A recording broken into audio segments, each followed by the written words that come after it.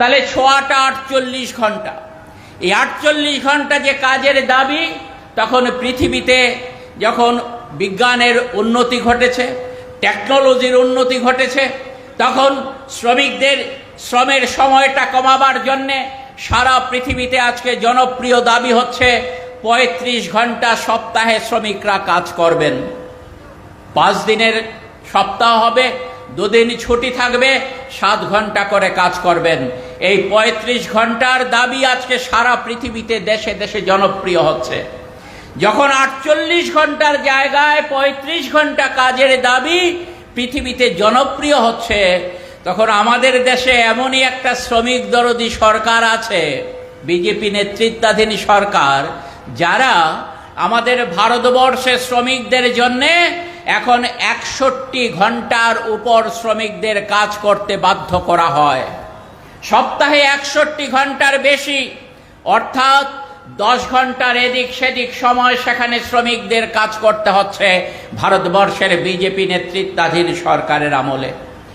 আর এখানকার সরকার, যে শ্রমিকরা ইংরেজ আমলে লড়াই করে, স্বাধীনতার পর লড়াই করে শ্রমজীবী মানুষের স্বার্থ রক্ষার জন্যে একের পর এক আইন সরকারকে দিয়ে ইংরেজ সরকার এবং ভারতবর্ষের সরকারকে দিয়ে আইন করাতে বাধ্য করেছিলেন, সেই আইনগুলোকে অ্যামালগেমেট করে সবগুলো আইনকে একটা জায়গায় নিয়ে এসে 4টা শ্রম কোড করা হলো। তার মূল লক্ষ্য কি?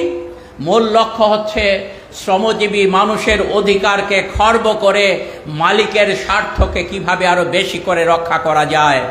তখন 2024 সালের এই 1 মে আমরা যখন ত্রিপুরায় আগরতলায় দাঁড়িয়ে মে দিবস পালন করছি, তখন আমরা জানি আজকে মে দিবস শুধু আগরতলায় পালিত হচ্ছে না, রাজ্যের প্রতিটি প্রান্তে মে দিবস সকাল থেকে পালিত হচ্ছে।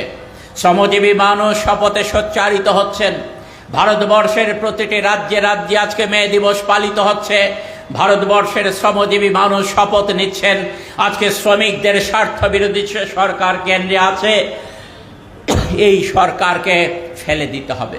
এই সরকারকে রেখে ভারতবর্ষের শ্রমজীবী মানুষের সমস্যার সমাধান হতে পারে না। এই সরকার যখন তাদের গুণাগুণ একের পর এক মিথ্যের ফুলঝুরি চারিদিকে ছড়িয়ে দিচ্ছেন, তখন গত কিছুদিন আগে আমরা দেখলাম আমাদের দেশের যে রিজার্ভ ব্যাংক আছে, রিজার্ভ ব্যাংক অফ ইন্ডিয়া, তারা একটা রিপোর্ট পেশ করেছেন।